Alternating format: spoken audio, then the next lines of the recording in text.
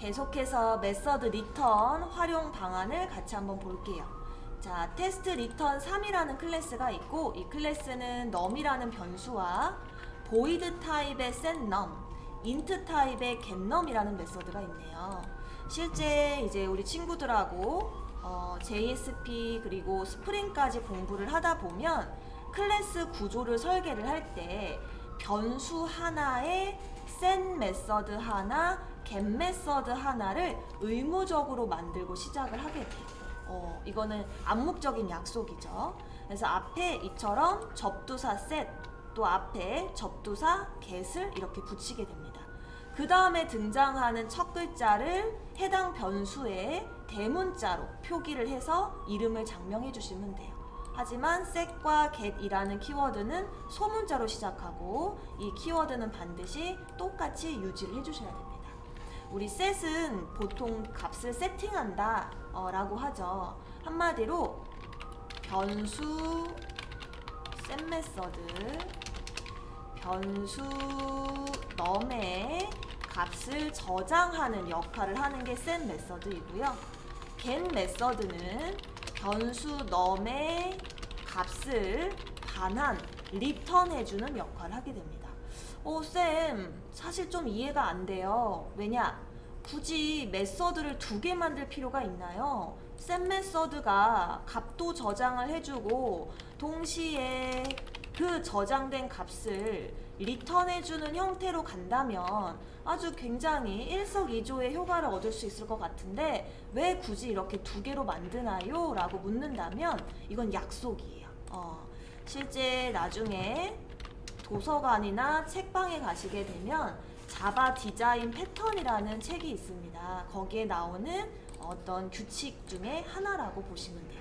디자인 패턴은 개발자들이 10년, 20년 근무를 하시면서 고착화된, 약속된 구조를 설명하는 내용이라고 보시면 돼요. 그래서 이것은 우리가 판단하는 기준이 아니라 이렇게 설계를 할 때 한다고 하니 이 약속을 지켜주시면 돼요.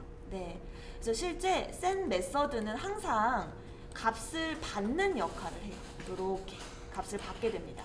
전달을 받아서 그 값을 여기 우리 선언되어 있는 num 변수에 저장하는 거죠.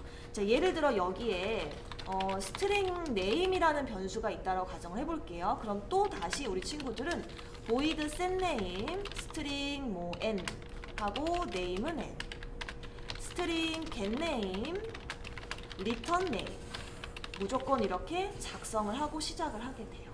지금 당장 이렇게 구조화하실 필요는 없지만 이제 JSP, 스프링 점점 웹이 진보하면서 프로젝트를 진행할 때 모두가 동일한 형태의 구조를 유지하고자 약속을 지었다고 생각을 하시면 돼요. 이렇게 기억을 해주시면 되고, 자, 그리고 사실 이 set은 차후에 웹에서 더 심화로 다루겠지만 정확한 역할이 있어요. 사실 어떤 역할이 있냐면, 자, 예를 들어서 이 num이 무조건 1에서 10 사이의 값만 저장해야 되는 클래스 구조라고 우리가 상상을 해볼게요. 무조건. 그러면 사용자 측에서 setNum을 통해서 값을 저장을 할 때 음수를 저장할 수도 있고요. 10을 초과하는 11 이상의 값을 저장할 수도 있어요. 실제 이 setNum의 역할은 값의 유효성 검사를 하는 역할을 해요. 실제로. 그래서 예를 들면 만약에 지금 인자로 전달받은 이 a의 값이 1 이상이고 a의 값이 10 이하이면 num에 차곡차곡 저장을 해주고, 그렇지 않으면 뭐 예외 처리를 한다든지 또는 또 다른 값으로 저장을 하는 거죠. 얘는 그냥 기본값 0으로 할게, 이런 식으로. 그래서 좀 더 우리가 웹까지 심화 학습을 하게 되면 그때 이 개념들이 이해가 되기 시작해요. 실제 지금 우리가 다루고 있는 클래스 메서드들은 웹에서 잘 활용하기 위해서 지금 공부하는 수단이기 때문에 여러분들이 자바에서 뭔가 100% 납득하기 힘들 수도 있어요. 하지만 공부를 꼼꼼히 해두시면 웹에서 굉장히 편할 예정입니다. 네. 자, 그리고 어제 공부했던 거 다시 한번 복습을 해보면 우리가 이 매개 변수 자리를 현재 변수명을 a라고 했죠. 그런데 만약에 변수명을 똑같이 num이라고 해볼게요. 자, 그러면 벌써 이클립스에서 색상이 바뀌었는데요. 지금 클래스 영역에 있는 이 변수와 매개 변수로 있는 이 변수가 보다시피 이름이 동일해요. 그러면 컴퓨터 입장에서도 혼란스럽죠. 이 놈이 지역화되어 있는 이 놈인지 아니면 클래스 영역에 있는 이 놈인지 확인이 어려워요. 그래서 우리가 this를 배웠는데 클래스 영역에 선언된 변수는 this 점을 붙여서 이렇게 구분이 가능합니다. 그래서 일반적으로 이름을 달리한다라면 아무 문제가 없어요. this를 생략해도 정확히 파란색, 갈색 구분이 되는데 실질적으로 우리가 개발을 할 때에는 이름을 동일하게 하는 경우가 많아요. 굳이 다르게 할 필요가 없겠죠. 때문에 생략 가능한 이 this가 생략하지 않고 적는 경우가 많습니다. 그래서 이렇게 앞전에 공부한 것들이 다 여기에 접목이 되죠. 네. 자, 그럼 내려와서 볼게요. T1 객체를 생성을 했고 T1천 set num에 10을 전달합니다. 그럼 10을 받아서 클래스 변수 num에 10을 저장을 하게 되고요. 네.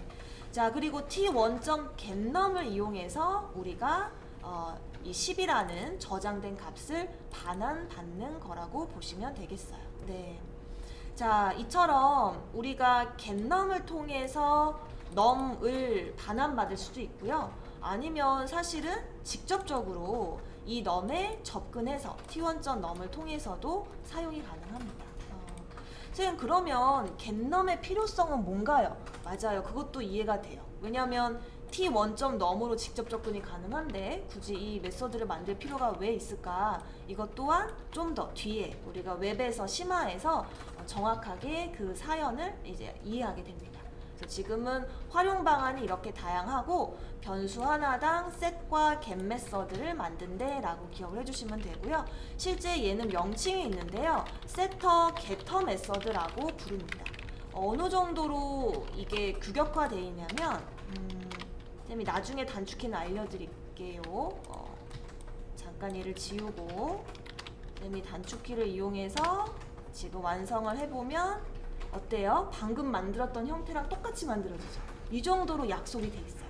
이 메서드 명도 어때요? 방금 쌤이 지은 거랑 똑같죠? 형태가 완벽히 똑같죠? 네.